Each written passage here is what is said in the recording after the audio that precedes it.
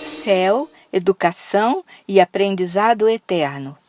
Somente a Bíblia é fonte segura para nos prepararmos para a vida eterna, bem como para vivermos esta vida que nos foi concedida. Interessante que, se deixarmos que a cosmovisão bíblica oriente todas as nossas crenças e comportamentos, já estaremos sendo preparados para a vida futura. Nas primeiras páginas da Bíblia, Deus descreve um cenário do que pode vir a ser nossa futura morada, se seguirmos o rumo certo, o caminho e a verdade, que é Jesus Cristo. Como temos estudado, fora da cosmovisão bíblica só encontramos especulações que levam a ruas sem saída. Mas nossa história está narrada na Bíblia, começo, meio e fim. Como diz Ellen White, o céu foi feito para nós e queremos ter parte nele. Está nos lugares celestiais, página 29. Fomos criados para conviver com Deus em um jardim do Éden que perdemos pela desobediência. Porém, Deus nos concede o resgate através de Jesus. Vamos ler, está em João, capítulo 3, verso 16. Porque Deus amou o mundo de tal maneira que deu o seu Filho unigênito para que todo aquele que nele crê não pereça, mas tenha a vida eterna. O preço por nossos pecados foi pago pelo sangue do Cordeiro, o que nos abriu o caminho que conduz à vida eterna, ao paraíso perdido, à recuperação da convivência com nosso Pai, Criador de todas as coisas. Os ensinamentos que Deus quer dar ao homem que criou e que foram interrompidos pela perda do Éden, recomeçarão na Nova Jerusalém, mas mal podemos imaginar as maravilhas que o Pai reservou para nós. Como bem escreveu o apóstolo Paulo em sua primeira carta aos Coríntios, capítulo 2, verso 9, nem olhos viram, nem ouvidos ouviram, nem jamais penetrou em coração humano o que Deus tem preparado para aqueles que o amam. Blaise Pascal foi um cientista e teólogo do século XVII que muito refletiu sobre a condição humana e admirava-se ao ver que a humanidade dava maior importância às coisas desta vida breve do que à eternidade que viria após a morte. Como escreve Marcos no capítulo 8, verso 16, que aproveita o homem ganhar o mundo inteiro e perder a sua alma? No século XXI não é diferente, e o homem vive como se nada houvesse além dessa breve passagem por este mundo. Mas, se estudarmos os textos sagrados, fica evidente que nossa vida é muito preciosa para o Criador. Caso contrário, não faria sentido o Deus encarnado ter vindo submeter-se a humilhações e morte na cruz para nos possibilitar a vida eterna.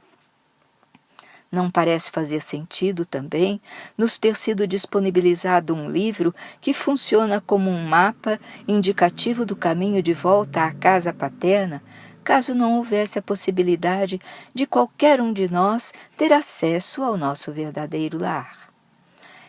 Estas coisas vos escrevi, a fim de saberdes que tendes a vida eterna, a vós outros que credes em o nome do Filho de Deus.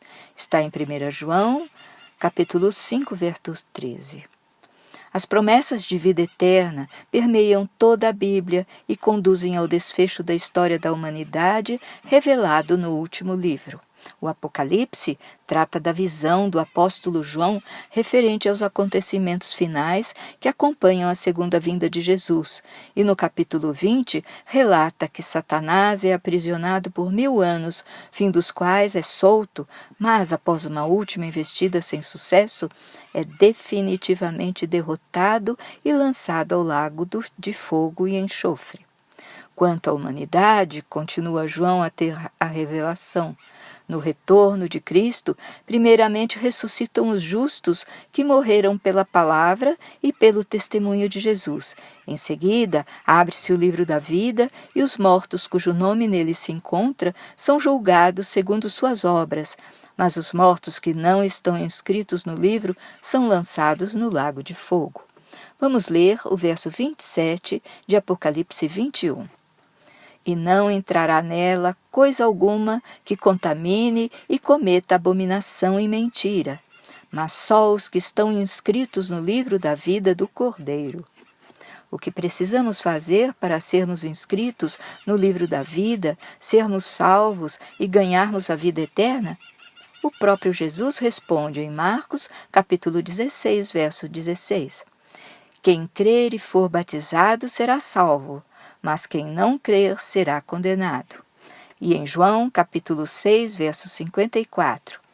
Quem comer a minha carne e beber o meu sangue tem a vida eterna, e eu o ressuscitarei no último dia. Mais uma vez, Jesus fala em João, capítulo 4, verso 14. Aquele, porém, que beber da água que eu lhe der, nunca mais terá sede. Pelo contrário, a água que eu lhe der será nele uma fonte a jorrar para a vida eterna.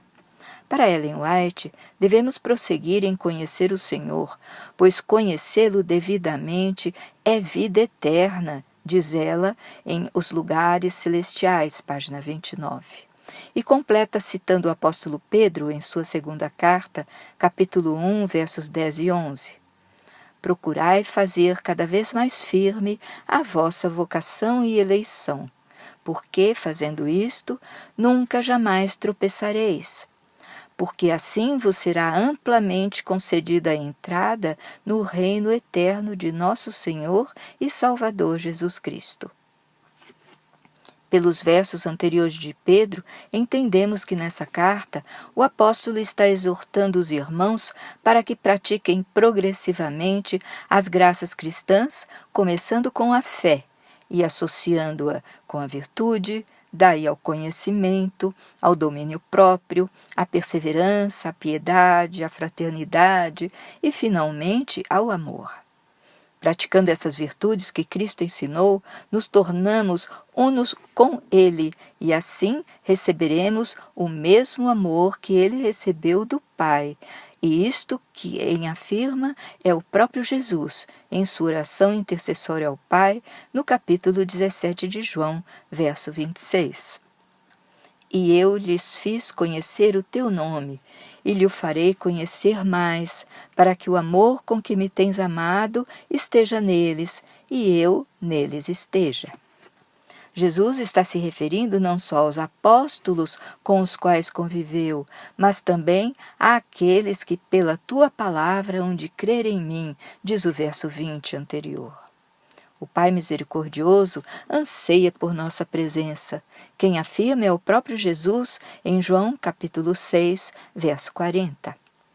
De fato, a vontade de meu Pai é que todo homem que vir o Filho e nele crer tenha a vida eterna, e eu o ressuscitarei no último dia.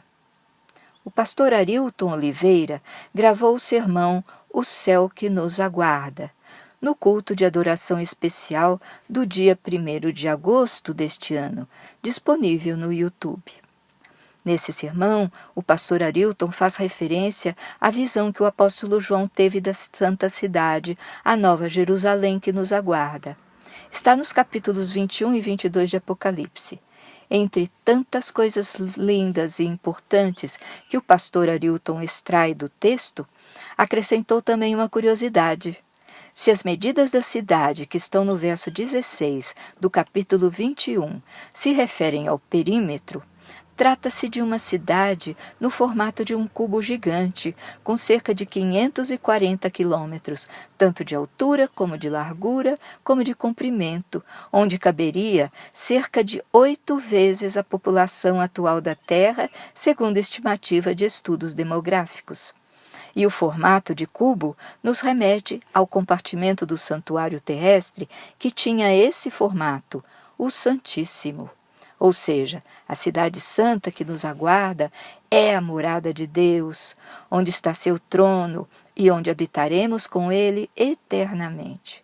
Por enquanto a cidade está vazia, pois os habitantes seremos nós.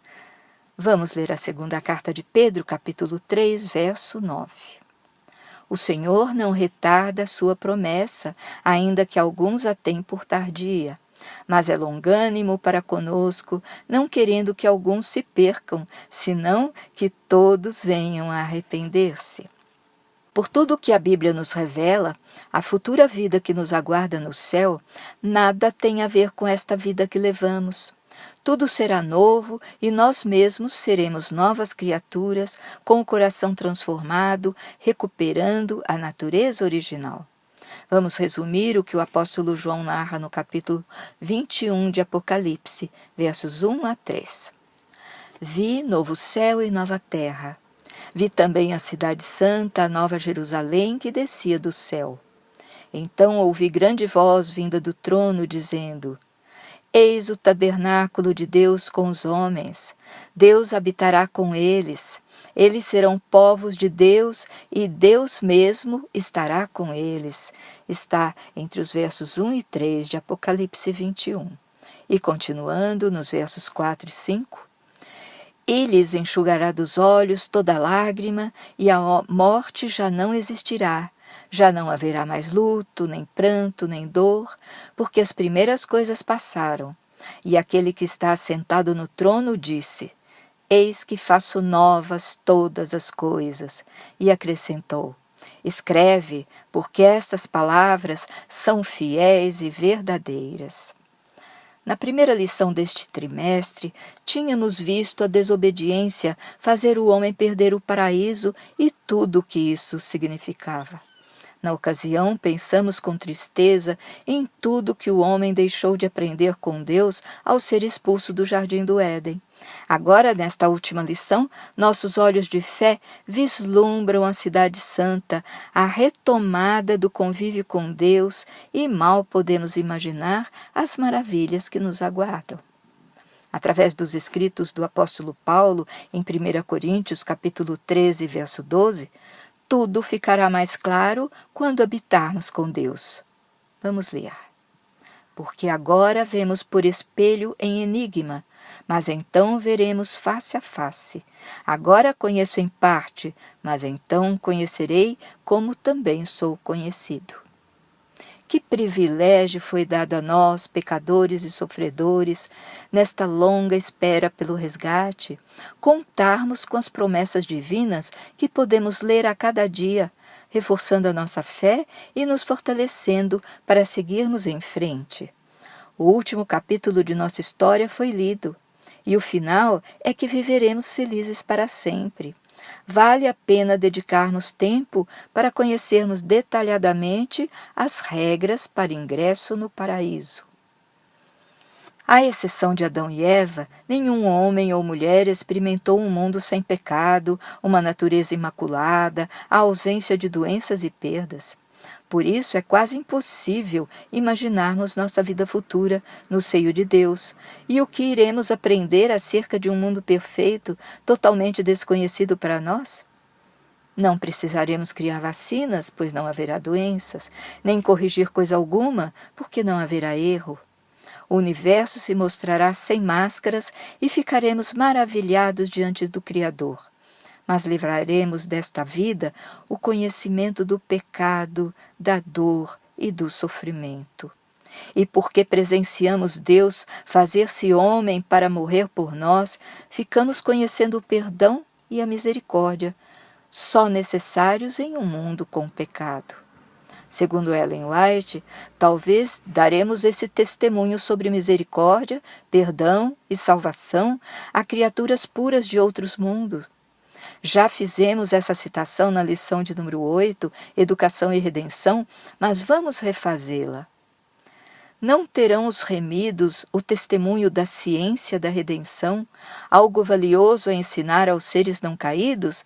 Diz Ellen White, em Educação, página 308. Cristo nos deixou o modelo de professor. O mestre dos mestres ensinava nas sinagogas, nas montanhas, sentado à beira dos caminhos, contando parábolas, curando, alertando, repreendendo, perdoando e, sobretudo, orando e obedecendo ao Pai. Mal podemos imaginar o que aprenderemos com o nosso mestre em um mundo sem doentes, sem maldade, sem pecado. Que liberdade terá Jesus para nos ensinar! nós estaremos renovados e curados de tudo o que sofremos e nosso corpo estará glorificado. Mas nosso Salvador ainda mostrará as marcas de nossos pecados estampadas em suas mãos. Mal podemos nos imaginar constatando aquilo que o profeta Zacarias registrou com palavras em seu capítulo 13, verso 6. Se alguém lhe disser, que feridas são essas nas tuas mãos? Responderá ele, são as feridas com que fui ferido na casa dos meus amigos. Hoje isso nos causa imensa dor. O que sentiremos a respeito disso no céu? Não podemos imaginar. Mas lá não haverá dor, como está em Apocalipse capítulo 7, versos 16 e 17, referindo-se àqueles que lá chegarem, passados pela tribulação, com as vestes lavadas no sangue do Cordeiro. Vamos ler. Jamais terão fome, nunca mais terão sede, não cairá sobre eles o sol, nem ardor algum, pois o Cordeiro que se encontra no meio do trono os apacentará e os guiará para as fontes da água da vida, e Deus lhes enxugará dos olhos toda lágrima. Deus nos enxugará dos olhos toda lágrima. Mas sobre as feridas de Cristo, nada poderemos fazer para apagá-las? Quem sabe, não? O que nos espera é uma vida de eternas e agradáveis surpresas, pois, como cita o guia da Casa Publicadora Brasileira, embora todo prazer tenha prazo de validade, Deus é a perpétua novidade. E as maravilhas de Deus estão também presentes nesta vida, basta que as reconheçamos e as admiremos. Se deixarmos que elas povoem nossa mente e coração, farão um contrapeso com os flagelos desse mundo, motivando o aprendizado e nos colocando a caminho da vida eterna. Não nos esqueçamos que somente nós viramos as costas a Deus. O Deus Pai, o Filho e o Espírito Santo permanecem em ativo trabalho de resgate de seus filhos amados, preparando para nós um mundo e uma vida inimaginável, pois, como escreve Ellen White em O Grande Conflito, página 675, nenhuma mente finita consegue compreender a glória do paraíso de Deus. Mais adiante, na página 678, a autora completa dizendo que e ao transcorrerem os anos da eternidade, trarão cada vez mais abundantes e gloriosas revelações de Deus e de Cristo. Quanto mais as pessoas aprenderem a respeito de Deus, mais admirarão seu caráter. A educação, invenção de Deus, é um processo progressivo e perene. Quanto mais aprendermos sobre ele, mais desejaremos conhecê-lo, porque o caráter de Deus é irresistível. Para concluir, resta-nos fazer a escolha. É fundamental termos o conhecimento de que Deus já nos escolheu e nos aguarda ansiosamente para uma vida de crescimento e realização plena. Aceitemos Jesus, pois Ele é nosso passaporte para a vida eterna. Ele é a luz que ilumina nossos caminhos, diz o apóstolo João em sua primeira carta, capítulo 1, verso 7. Se, porém, andarmos na luz, mantemos comunhão uns com os outros e o sangue de Jesus, seu Filho, nos purifica de todo o pecado. E como disse Deus a Moisés, em Zacarias capítulo 3, verso 7, se andares nos meus caminhos e observares os meus preceitos, te darei livre acesso entre estes que aqui se encontram. Estes que aqui se encontram são anjos de Deus, diz Ellen White em sua obra Refletindo a Cristo, página 332 e 333.